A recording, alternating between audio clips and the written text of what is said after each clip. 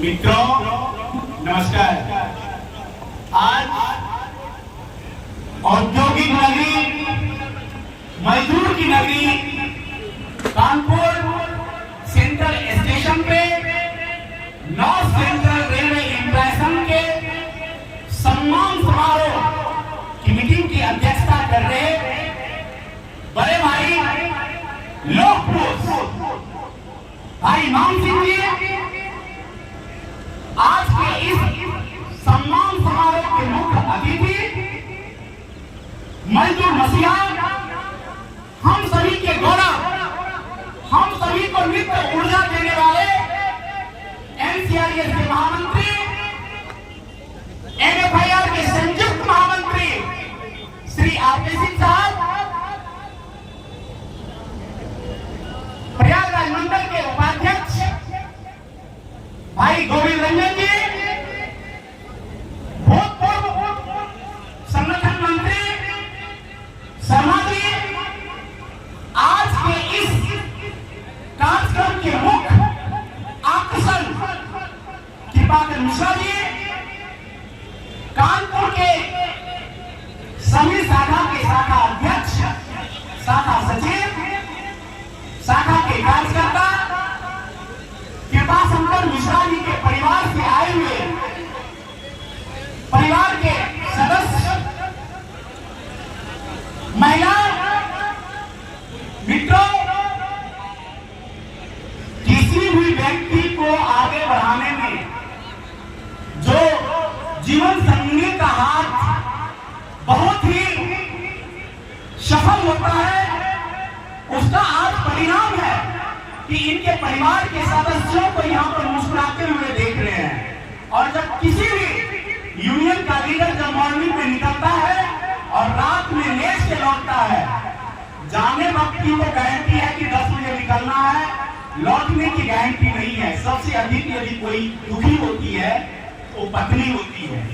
लेकिन आज का यह जो पल है, खुशी और गम का पल, आज जिस तरह से कृपाशंकर मिश्रा जी का स्वागत यहाँ पर पिछले 2.5 घंटे से फूल की गुच्छ, बुके, मालाएं और कानपुर के कर्मचारियों का जो हृदय का प्रकाशा है, वो देखने अंत नहीं, लाइन का अंत नहीं हो रहा है। आगे लोग माला पहना रहे हैं, तो उनकी पत्नी का आज कितना मन गदगद हो रहा होगा कि निश्चित रूप से हमारे बीच में समय नहीं देते थे, कर्मचारी के बीच में ये कितने प्रिय थे। निश्चित रूप से उनकी मधुरता का यह फल है। मित्रों, कृपाशंकर मिश्रा जी निश्चित रूप से बहुमुखी प्रतिभा के धनी थे, एक कर्मठ रेल कर्मचारी थे। आज हम लोगों को निश्चित रूप से कृपाशंकर जी एनसीआरएस रेल से तो रिटायर्ड हो रहे हैं, 31 अक्टूबर को रिटायर्ड हुए हैं, लेकिन एनसीआरएस के मुखिया कभी किन्हीं को सेवानिवृत्त नहीं करते हैं। ये सम्मान समारोह एनसीआरएस का इतिहास रहा है, किसी को ये छोड़ते नहीं है, हमेशा सभी को एक फूल की माला के रूप में अपने गले में डाले रहते हैं। और कृपाशंकर मिश्रा जी को भी हमेशा महामंत्री जी जिस तरह पहले स्नेह देते थे, उसी तरह आज भी और आगे भी देते रहेंगे। प्रयागराज मंडल भी इसी तरह से उनको स्नेह देते रहेंगे। और हम भी आशा करते हैं कि कृपाशंकर मिश्रा जी जिस तरह पहले यूनियन से जुड़े हुए थे और कर्मचारियों के बीच में लोकप्रिय थे, उसी तरह रहेंगे। मित्रों, ये यूनियन की मीटिंग है, कृपाशंकर जी के साथ साथ थोड़ी संगठन की भी बात करनी होगी। अभी देख रहे हैं सबसे अधिक यदि रेल में ज्वलंत समस्या है तो एनपीएस की समस्या है। निश्चित रूप से आपको हम विश्वास दिलाना चाहते हैं कि हमारे बीच एनसीआरएस के बीच प्रमुख सोच है और युवा जोश है। जहां युवा जोश हो, जहां इस मजदूर नगरी में इतने क्रांतिकारी हो, तो हम लोगों को अपने किसी भी लड़ाई को जीतने के लिए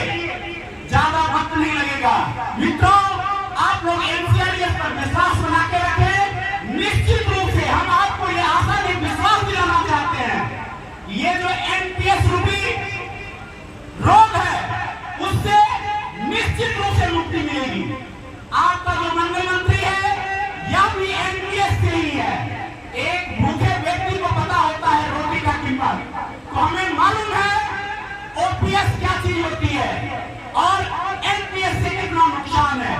मित्रों, यह सरकार, वर्तमान सरकार जो है, यह मजदूर विरोधी सरकार है। सभी लोग जानते हैं कि ये प्राइवेटेशन, ये सरकार हमेशा आपदा में भी अवसर ढूंढता है, कैसे आपदा को भगाना है। कोरोना जैसे महामारी हमारे बीच आया, उसमें भी किस तरह से यह सरकार, किस तरह से पॉलिटिक्स हम लोगों के बीच किया, सभी लोगों को मालूम है। अभी कितनी हम लोगों के अधिकार का ये सरकार हनन किया है। एक एक करके दिन प्रतिदिन दिम्मत की तरह कर्मचारियों का शोषण कर रहा है। मित्रों, हम लोगों को एकजुट होने की जरूरत है। हम लोग एकजुट होंगे तो निश्चित रूप से हम लोग सभी लड़ाई को जीतेंगे। पेंशन, पेंशन हम सभी का अधिकार है। हम प्रशासन से भीख नहीं मांगते हैं, हमारा यह अधिकार है। हम इसे लेके रहेंगे, हम इसे लेके रहेंगे। आप लोगों को यहाँ पर उपस्थिति जो हम देख रहे हैं, 90% युवा की उपस्थिति है। और जिस लड़ाई में युवा आगे आता है, क्रांति आती है, क्रांति आती है तो निश्चित रूप से जीत होता है। इंडिया को, भारत को आजाद होने के लिए भी गांधी जी भी चाहिए और हमें भगत सिंह भी चाहिए। तो हमारे बीच एनसीआरएस के महामंत्री जी गांधीवादी हैं, तो हमारे बीच लोक पुरुष मान सिंह भी हैं, अखिलेश राठौर के रूप में क्रांतिकारी भी हैं। सभी आपके बीच है, निश्चित रूप से इस लड़ाई को जीतेंगे। मित्रों, अभी पिछले 10 अगस्त को दिल्ली में रामलीला मैदान में सभी यूनियन मिलके ज्वाइंट वहां रैली किया, लेकिन हमारे महामंत्री जी केवल एनसीआरएस का ऐसा सोच था, प्रमुख सोच था कि सभी यूनियन केवल रामलीला मैदान में प्रदर्शन कर रही थी, लेकिन हमारे महामंत्री जी ने अपने प्रमुख सोच से पूरे जोन में तीनों मंडल के मंडल कार्यालय पर, प्रबंधक कार्यालय पर, डीआरएम ऑफिस के गेट पर एनसीआरएस का विशाल जुलूस, धरना प्रदर्शन का आयोजन किया। मित्रों, जिस तरह गांधी रामलीला मैदान में दिल्ली में जिस तरह केवल केसरिया ही दिखाई दे रहा था, उसी तरह प्रयागराज में भी पूरे सिविल लाइन में ऐतिहासिक रैली निकाला गया। हजारों की संख्या में लोग देखकर चकित थे कि कहां से इतना भयंकर आया। वो केवल अपना रेल कर्मचारी था। रेल कर्मचारी हजारों की संख्या में निकलना किसी शहर में बहुत बड़ी बात होती है। अपने परिवार के साथ, अपने बच्चे के साथ, जब परिवार के साथ हम किसी भी लड़ाई के लिए निकलते हैं तो निश्चित रूप से हमें जीत मिलती है। और कंटिन्यूअस 10 अगस्त के बाद फिर हम 21 सितंबर को भी रैली निकाले, 20 अक्टूबर को भी रैली निकाले। कंटिन्यूअस हम लोग अपनी प्रदर्शन जारी रखे हैं। अभी महामंत्री जी झांसी में सेंट्रल एग्जीक्यूटिव मीटिंग का आयोजन करके वहां पर सेक्रेट स्ट्राइक बैलेट पेपर का निर्णय लिए।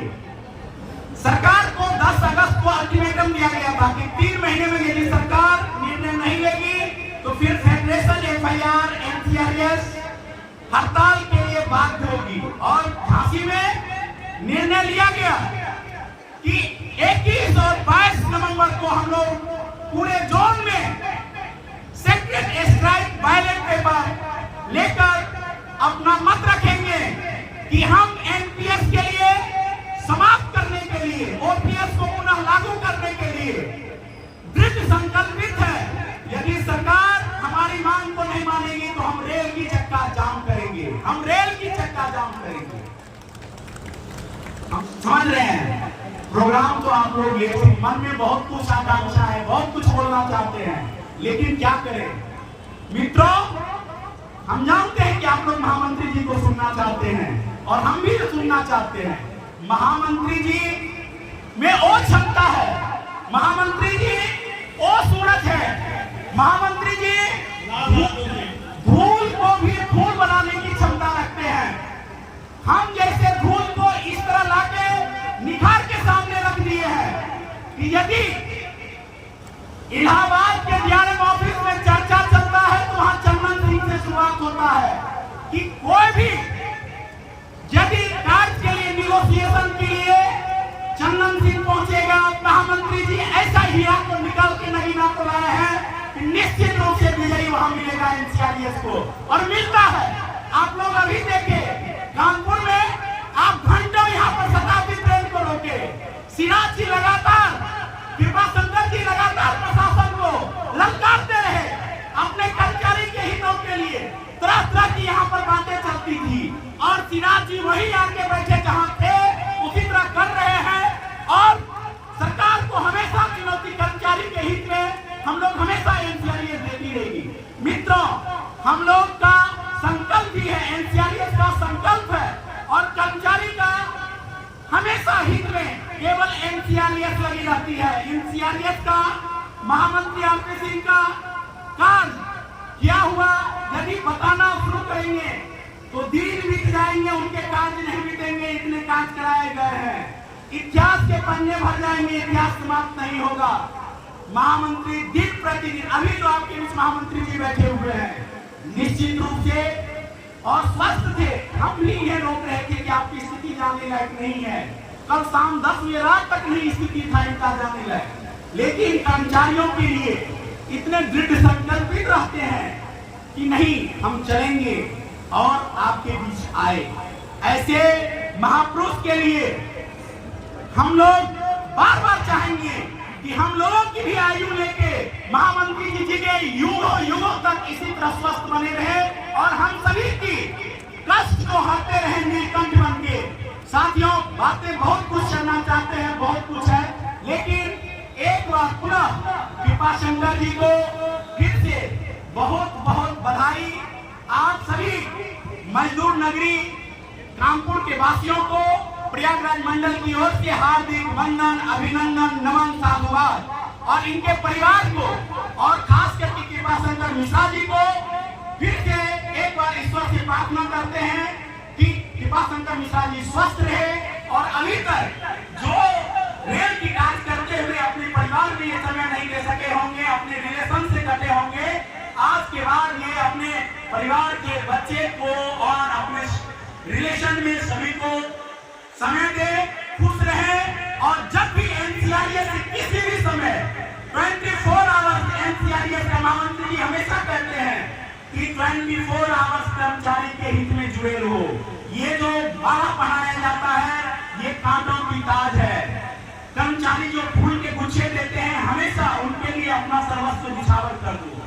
तो हम लोगों को महामंत्री जी से जो प्रेरणा मिलती है कर्मचारियों के लिए दिन रात हम लोग लगे रहते हैं। धन्यवाद। जय हिंद, जय एनसीआरएस, जय महामंत्री।